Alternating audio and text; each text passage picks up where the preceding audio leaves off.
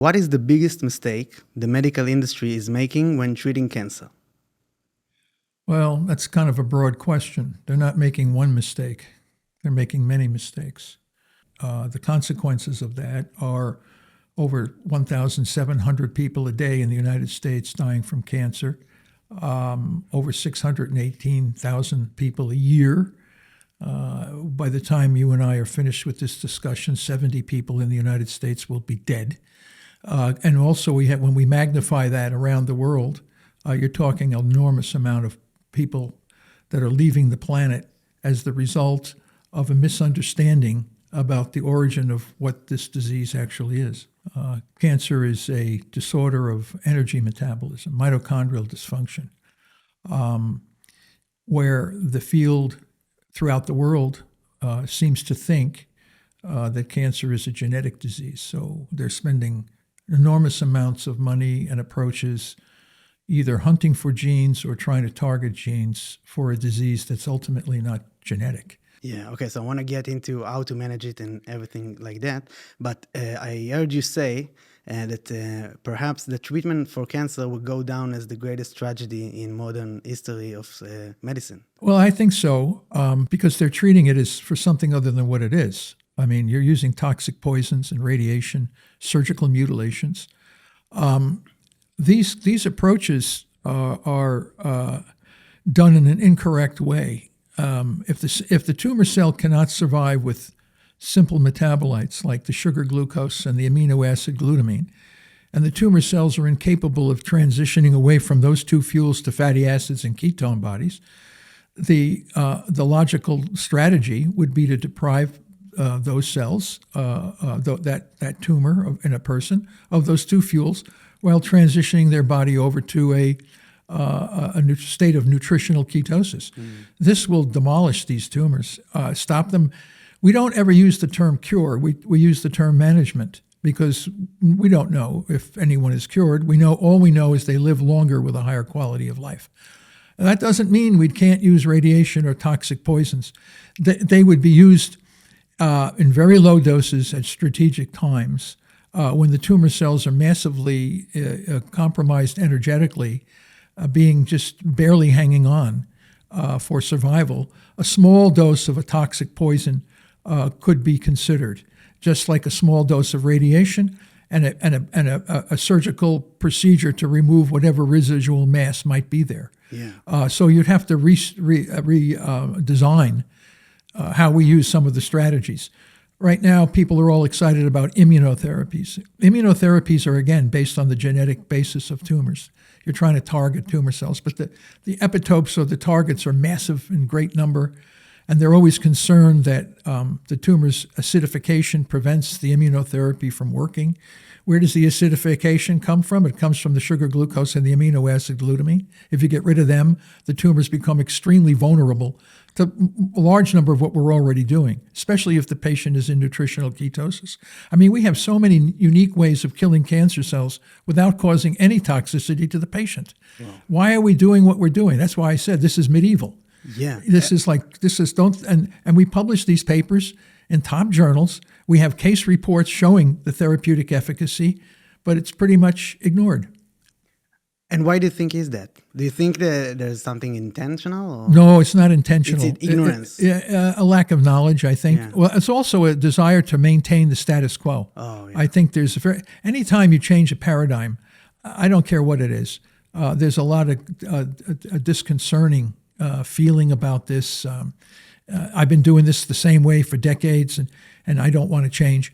But, in the case of glioblastoma and some of the more deadly cancers, we haven't made any progress in 100 years. And yet they continue to do the same thing over and over again. Yeah. And most of the poor folks are dead within 5 years or less, even within a few months. And they won't change. Despite the fact I've published beautiful papers showing how the standards of care, the way they're done today, are killing a majority of these people. Many people are dying from the treatments rather than from the cancer. So this is nuts. And yet we have a clear path to providing a logical solution to this problem based on the science. The science is telling us to go this way, but the field resists for a variety of different reasons. The most alarming thing I think about the things that you are saying is the fact that other than the keto diet and all the things that we can do with metabolism treatment, the thing that the medical industry is just not going in the right direction at all, even reversing the right direction. Yeah, well, I think so. I mean, all you have to do is see the advertisements. No one's talking about nutritional ketosis as the starter for making or having standards of care work. And that tells you that the system is very reluctant to change. Yeah. But I look at it as a humanitarian thing. These people are dying. I mean, these people are dying horrific, painful deaths, either from the tumor or from the treatments that they're given. And you think that the way to treat it is by making the public more knowledgeable of the things? Well, I think the public should know that there is an approach. And we never say we have a cure for cancer, ever. We just say we have a strategy for managing cancer, improving overall survival and quality of life. We have some individuals that have been using metabolic therapy with terminal cancers for over 10 years, but the tumor is not gone. So they're not terminal either. So, but they've lived far, far longer with a higher quality of life than would have ever been imagined. Whether a person gets a cure or not, we don't know. But what we have is far better than what the strategies that we have. And as I said before, we don't throw out standards of care. We don't throw out immunotherapy or toxic radiation or poisonous chemicals, which they are. We just learn how to use them more strategically. Rather than as a beginning treatment, we use them as an end. In other words, when you have just a few residual tumor cells hanging on, a small dose of a toxic poison could possibly eliminate them, but it would be much lower dosage, and your body is already protected against the poison by being in nutritional ketosis. So we have a way to transition the whole body over, so the normal cells in the body get stronger and stronger and healthier. The tumor cells get weaker and weaker and closer to death. And thereby we can push them over the edge quite effectively by combining a variety of different tools. We have all the tools in the tool chest for effectively managing cancer today. We just have to learn how to use them in the appropriate way. So first of all, can you give us a bit more statistics about the things that you see day to day in these treatments? Well, we have papers that are published from people that have terminal cancer. And I mean terminal. I mean, we have the breast cancer woman from Ohio. We've published her paper in Curis. She was given 1 month to live. She had breast cancer. It metastasized to her bone, her brain, liver, and lung. She went to our colleague's clinic in Istanbul, Turkey, and received metabolic supported chemo, which is putting her into nutritional ketosis and using low doses of chemo. And she's out now over 5 years, and she's very healthy. And she was supposed to have only 1 month to live. People say, well, these are anecdotal. Yeah, they're published. I mean, what do you want? I put all the data in there, anecdote or not. I mean, glioblastoma, 10-year survival. Does it happen to everybody? No. But the fact is that you can get some of these people to do far better using metabolic approaches than you can using the standard of care. Should open the floodgates for people to come in. The first thing they should say, I want metabolic therapy for managing my cancer. And the physicians will say, what's that? And they say, well, I have to lower my glucose and elevate my ketones. Oh, no, you can eat whatever you want. Take as much carb. But this guy, these kinds of folks just don't know. They lack knowledge. They're not trained. But it's not their fault. Yeah. They have just been trained by a system that itself doesn't understand the nature of the problem. So it's a combination of failures up and down the whole spectrum. The patient doesn't know about the nature of the disease. The very person treating the patient has no clue about the nature of the disease. And the industry is not interested in knowing about the nature of the disease. Seems like a vicious cycle. It's really hard. And it probably feels like an uphill battle for you. All these major paradigm changes have always been uphill battles. Oh, yeah. The field just doesn't turn around a multi-billion-dollar industry and say, oh, we've been making a mistake. Yeah, how much of it do you think is the financial side is playing? Probably the financial side is the number one reason why we can't manage cancer effectively. Unless one can find out how to rechannel revenues. And not to say we're going to get rid of any. We can simply charge more for giving much less. If you want to do the most important thing is doing it the right way. Okay, and I don't think people would mind paying money if they knew that the outcome would be good.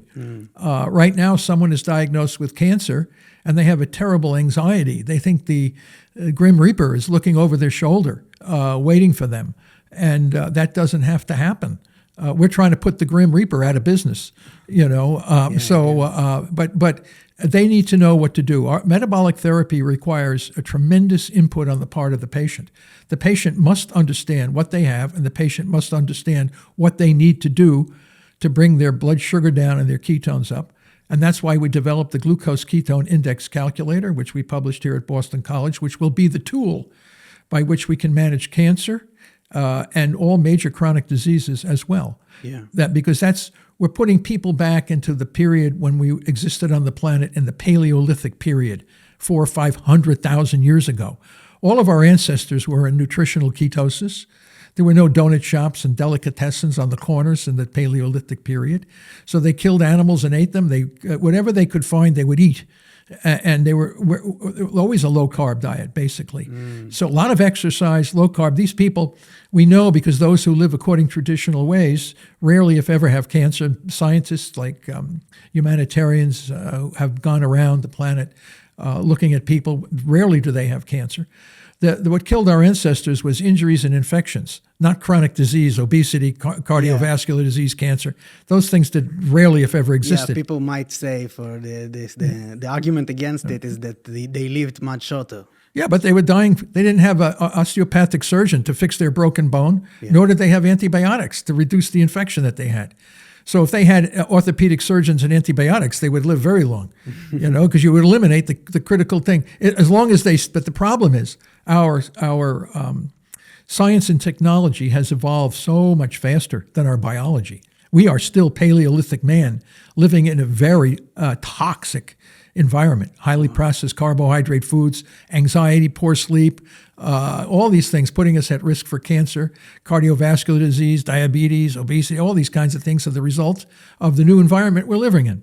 Can you please elaborate? A couple of things. So first of all, I do think that the way to maybe change the paradigm, believe it or not, maybe I'm optimistic, but I think it's through public knowledge, and this is why I do this. Yeah, well, I think you're right. I mean, but again, you have people that will never care, but that's okay. We always have those kind. Yeah, of course. But I think the majority, if they knew what to do and how to do it, I think they would take their life in their own hands. Yeah, and that's why we developed this glucose ketone index, because we have built a chart for this that will tell a person, and with their continuous glucose ketone monitors, you can then look at your phone and be able to know at any given time of the day, we're working on this, what zone you're in with respect to risk. Are you in the zone of risk for cardiovascular disease, cancer, and dementia? Or are you in the management zone? Or are you in the prevention zone? Because we know that cancer involves mitochondrial dysfunction coupled to a substrate level phosphorylation, which is a fermentation.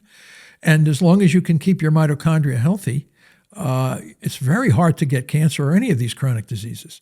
So it's a mitochondrial centric issue here. And I don't know if enough people in the clinics know that the mitochondria is responsible for your ill health. Mitochondrial dysfunction. What gives you mitochondrial dysfunction? Lack of exercise, eating highly processed carbohydrates, being stressed out all the time, poor sleep, having no friends. All these kinds of things impact negatively on our physiology, causing the mitochondria to become damaged. And either those cells will drop out and die if they can't transition to an ancient fermentation mechanism, where they start to use glucose and glutamine fermentation to drive dysregulated cell growth. And then you get cancer. You could have diabetes, you can have all the chronic disease and dementia. We put them all into the same thing, all as the result of various types of mitochondrial dysfunction. So this whole thing we created this problem for ourselves. This is not something, it wasn't our genes that made we evolved to be very, very hardy and tough people. And when you think of the hundreds of thousands of years we were eking out an existence, and then all of a sudden, within a few hundred years, we're thrown into an environment where abundance is overwhelming in the things that are actually unhealthy. And then we wonder why we have all these diseases. Give me a break. You need to understand evolutionary biology. And when you understand evolutionary biology, everything makes complete sense. We have an obesity epidemic, right? That obesity is evolution in action. We are a starved species. We can go long periods of time without food because who knew when the next meal would come?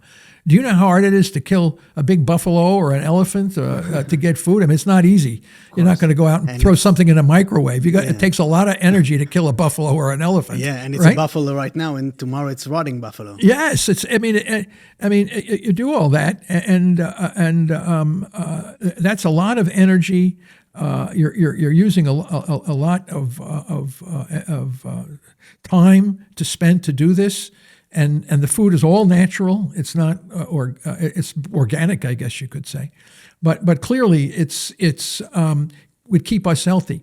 Yeah. Then all of a sudden we developed all of these food science and technology, allowing food to be on a shelf for months. I mean, I have a Twinkie in my office. You know what a Twinkie is? Of course, yeah. Okay, it's 12 years old and it looks brand new. And I had a mouse break in a couple of years ago through the wrapper, and he ate the Twinkie. He didn't seem to care that it was 12 years old. It was very tasty.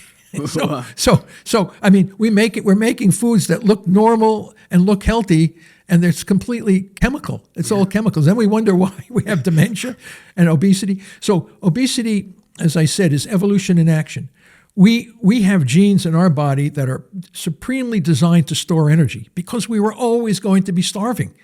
So then you take those same powerful genes, and now you have this abundance of carbohydrates, and you get fat.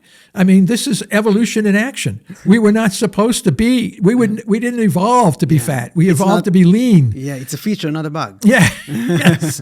So whenever you see obese people, it's evolution in action. You don't know about biological evolution? Obesity is right there in your face. That tells you. Those are the people that are obese today were the survivors of great food restriction in the past, because the people that didn't have the genes to store energy died. Yeah. So the people that had the storing energy lived, and their offspring, we see them today. Yeah. And when people say obesity is a disease, it's not a disease. This is foolish. These are people who lack knowledge. They have no clue about evolutionary biology. So we're making it look like, they have some sort of an affliction. You know, it's their biology that's evolved over millions of years to say you are a survivor today because your ancestors could store energy. Whoa, if they couldn't, you wouldn't be fat today. That's so fascinating. Yes. So the thing I think might help some of the people listening. You said that the Paleolithic world, the people were all on the ketogenic diet. Well, I don't want to call it a ketogenic diet because people ate a lot of meat. Yeah, which is low in carbohydrate. Oh, so when I just wanted to ask what it is. It's a low carbohydrate diet. So you would be eating a tuber if you could find one, but they were all natural plants. You know, some berries, nuts, and animal products. As a matter of fact, there was a paper I think earlier this year out of Israel actually with cavemen. They were looking at bones and things what they were eating, and it was very interesting. This was Paleolithic time, even before Neolithic is when we started to cultivate grains about 10 or 12,000 years ago. So you talk 100,000 years ago. What were these guys eating? They were killing and eating large animals. But what was very fascinating about the story, the archaeological evidence, was they were killing and eating the strongest members of the herd. Apparently, our ancestors knew that the greatest amount of energy would come from eating the strongest animal in the herd, leading to lack of protection, causing the extinction by predators. So, if human beings are eating the strongest members of the herd or the group, that leaves the very young and the very old vulnerable to predatory activity, leading to the extinction. So man indirectly led to the extinction of several types of large animals because we ate the tough ones. So we obviously knew where the greatest amount of energy was coming from the marrow and from the meat of these strong animals, which would give us strength. But we put the rest of the species vulnerable to their natural predators, leading to extinction. So, we were a smart group of people, for sure. We knew where to get the best food and how to get it. It does seem reasonable, yeah. Yeah, of course. But how does the ketogenic diet, what it is, what it's doing to the Well, metabolism? when you eat animal foods, if you're eating low carbohydrate. We don't like to use the word ketogenic diet. Oh, so how do I... Because you know why? In the medical profession, diet is ambiguous. People say, I'm on what diet? Oh, I'm going to eat this diet. What diet? Oh, we don't care. All you know is when you measure your blood sugar, your ratio of glucose to ketones, we look at it as nutritional ketosis. And we've defined the zones of therapeutic and nutritional ketosis. Some people could get into that diet eating fish. Some people can do eating meat, Mediterranean, as long as it's calorie restricted. It's a little harder on vegan diets because there's so little protein in there. You're like a farm animal chewing grain all day long. I know some vegetables, but it can happen. It's just a little bit more challenging. But I think carnivore diets, calorie restricted, Mediterranean, pescatarian. So it's not the diet; it's the zone you're in. So the GKI, which we have a major paper under review right now, will allow an individual to know what they can or cannot eat. So it can be religious, cultural, age-wise, sex-wise. You can eat you will always, can I eat that or that? Eat it and see what happens. If your GKI goes up, don't eat that. If it goes down and puts you in the zone, then that looks like it's pretty good. As long as it's balanced for macro and micronutrients and generally restricted in calories, almost everybody can get into a state of nutritional ketosis. And what's the benefits? And perhaps you can make it the difference between treating with keto or with low carb and everything for the cancer and dementia and everything, and for the common man or woman who wants to just benefit their life. Well, I think now they have a tool. Now we have for the first time an actual quantitative measure. Because in the past, I'm doing keto. What's your GKI? I don't know. Well, how will you know you're doing keto? You don't know. So you measure, I guess I wasn't. So once they have the tool, they will know exactly where they are, what zone they are. So you can prevent, if you keep your mitochondria healthy if you're in a low GKI, glucose ketone index ratio, your mitochondria are burning ketones. Ketones are a super fuel. We evolved to burn ketones. We keep the reactive oxygen species down. Every breath of air we take, we get more energy per breath of air if we're burning ketones than if we're burning carbohydrates. So clearly, our bodies tell us if we're healthy or not healthy. Our mitochondria tell us whether we're healthy and not healthy. And I think we've been overlooking the signs of our biology telling us what is good or not. We keep throwing pills and drugs and all kinds of stuff at these. This is nuts. I mean, you get the patient into a low GKI, you can still take those drugs or things, but you take very little of them.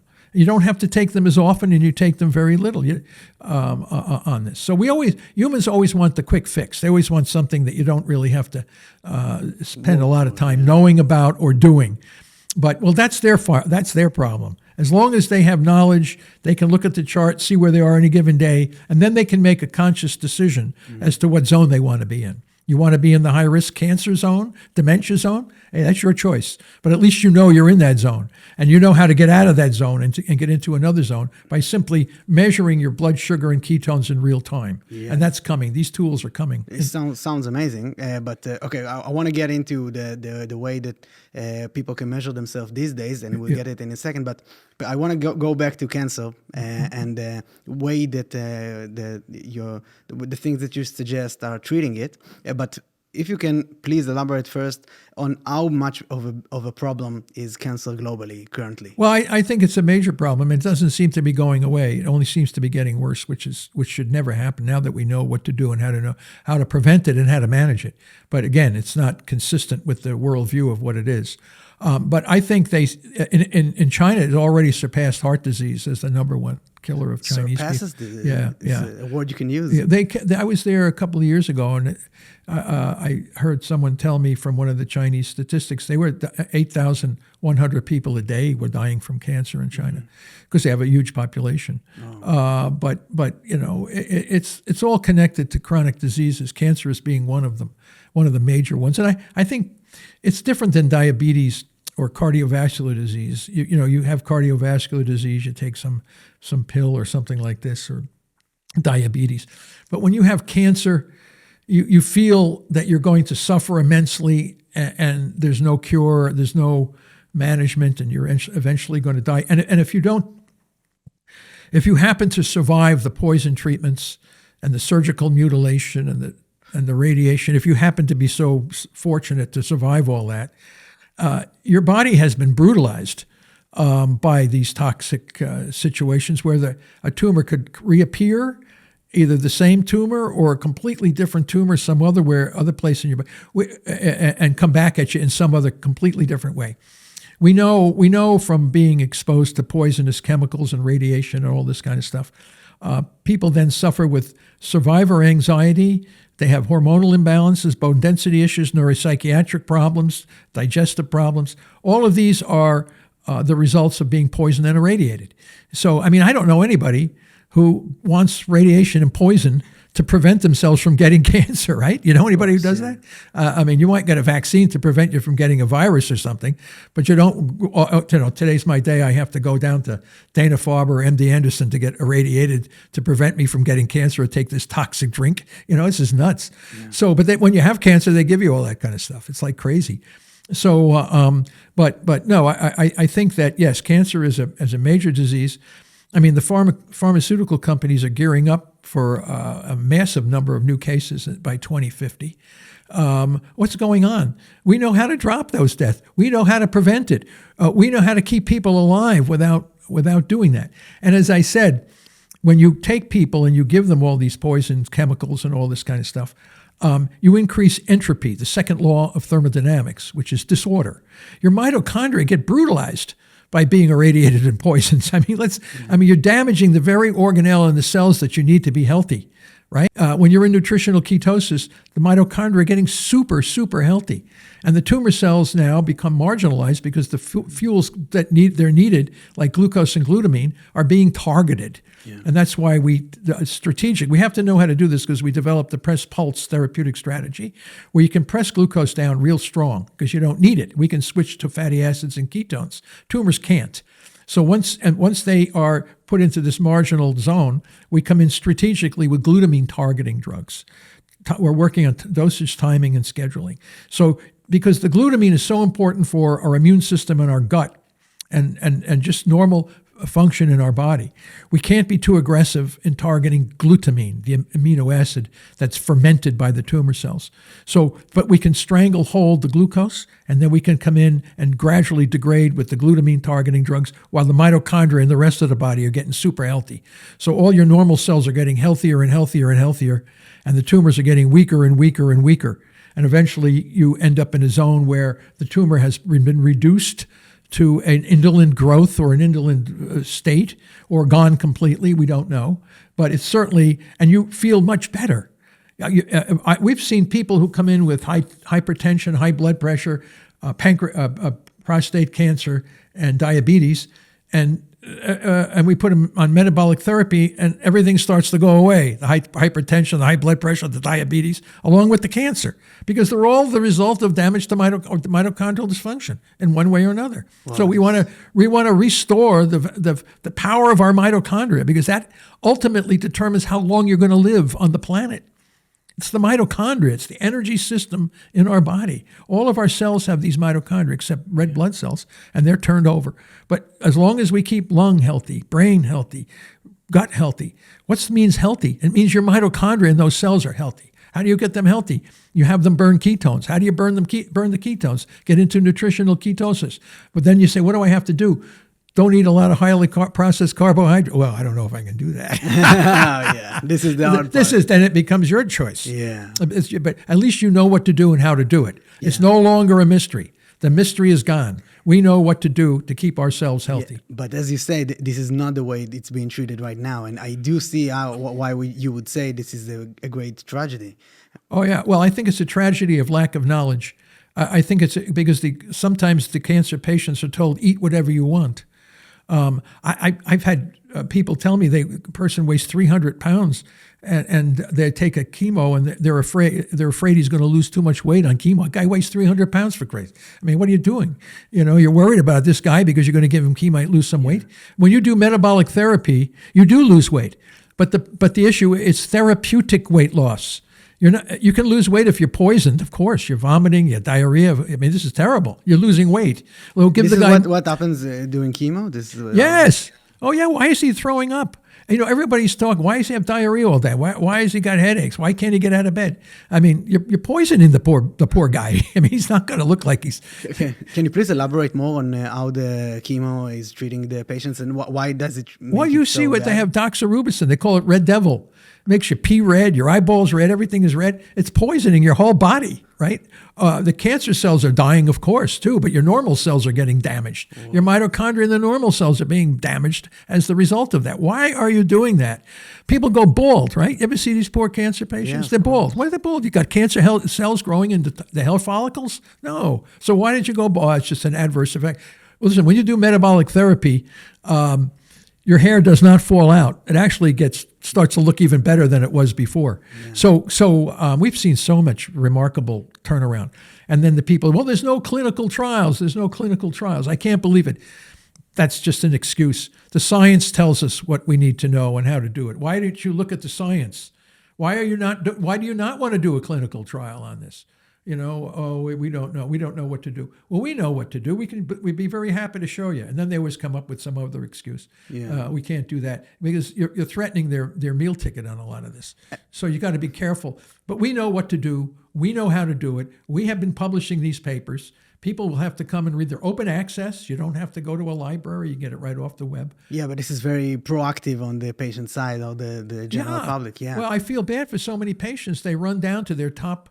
Whether it's in Israel or Boston or New York City or California, they run to their top medical schools. Now, don't get me wrong. We have made major advances in medicine for heart health. Our orthopedic people have remarkable, hip replacements, knee replacements, all kinds of unbelievable advances in almost many fields except cancer. We're still in the Stone Age with respect to cancer. Yeah. So you don't do this if you understand the nature of the disease. And I'm not speaking as if I'm the one who started all this. Otto Warburg, the great German scientist, knew what cancer was a metabolic disease. But we found out where he made mistakes and where he didn't have certain information that we now have. So I went back and I was able to clearly see what Dr. Warburg had done, and I found out where he made big mistakes and where the field continues to make these mistakes. And we've published papers showing how these mistakes have been identified. Now you can deal with them. And Warburg never developed a therapy, a successful therapy based on what he had discovered. We have done that now with the press pulse metabolic therapy.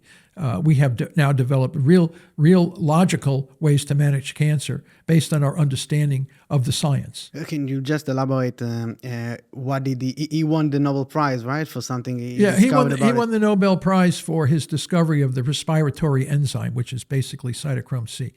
And he was nominated many other times. He's also an interesting figure for history's sake because he was half Jewish, and Hitler spared him. Because Hitler felt that if anybody was going to cure cancer, it would be Otto Warburg. Oh, really? So why should, and there was a lot of animosity after the Second World War because of that. But believe me, he was no fan of the Third Reich or Hitler. So he just wanted to continue to do his research. And he was nominated, but Hitler didn't let Jews, or any German, I should say, receive Nobel Prizes during the Second World War. But he was nominated so many times for his work, but he only received one. And then, of course, after the war, when Watson and Crick found the structure, or at least defined the structure of DNA, the field ran off like lemmings over the cliff. following the molecular biology, finding abnormalities in the structure of DNA in tumors, thereby saying, "Oh yes, look at all the mutations in tumor cells," and we've been chasing that tail for the last 70 years, and it has genetic tail. Yeah, the genetic tail, and we have more dead cancer patients today than we've ever had. So obviously, it's not working. Yeah. There's millions of mutation damage. And we find tumors now that some tumors have no mutations, so how are you going to target something that's not there? And now we're finding that these driver genes, they said, only some genes are really bad. They're called driver genes, KRAS, and all this kind of stuff. And we're finding these in normal cells of our body that have no dysregulated cell growth. So this is another problem. And then, of course, what I did is I went back and looked at all these nuclear mitochondrial transfer experiments, where completely showed that cancer cannot be a genetic disease. I mean, you have to be cognitively challenged when you actually look at the data to think that this is a genetic disease. And yet the field continues to push this stuff. And we get dead people. The result of that have brutalized people that are poisoned and treated terribly for the failure of the field to recognize what I'm saying. And if they don't believe me, read what part of the equation do you not understand? What part of the hard science do you not believe? Because I'd like to know.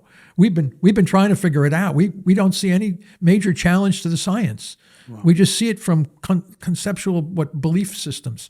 And you see when the patient goes to the oncologist, they'll say, eat whatever you want. Glucose has nothing to do with cancer. What, are you crazy? I mean, we have dozens and dozens of human experiments, animal experiments. The higher your blood sugar, the faster the tumor grows. Yeah. You got to keep the blood sugar down, and you got to target the amino acids and keep the ketones up so your normal cells start to get really healthy. So it's a combination of keeping your normal cells healthy and slowly degrading these inefficient tumor cells. And they say, well, tumors are very flexible. They're not flexible. All these gene mutations, they have prevent flexibility. They're locked into a fermentation metabolism. They can't choose. We interrogated the tumor cells asking, what can they live on? We just found out glucose and glutamine. They can't live on anything else. Yeah. So simple. And the cancer cells have been telling us this for decades. Our scientific studies show that all these tumors are throwing out lactic acid and succinic acid. These are the metabolic waste products of glucose and glutamine metabolism.